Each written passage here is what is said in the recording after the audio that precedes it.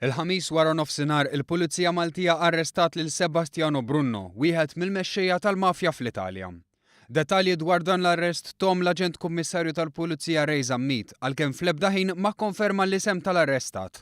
Skont rapporti fil-medja Taljana, Brunno huwa mitħla tal-grupp Cosa Nostra. F'konferenza tal-aħbarijiet l-Aġent Kummissarju Zammit qal li dan l-arrest seħħ b'kooperazzjoni u koordinazzjoni bejn il-Pulizija Maltija u dik Taljana li ilha għaddejja għal madwar 5 ġimgħat. Brunno li għandu 56 sena ilu maħrub mis-sena 2009.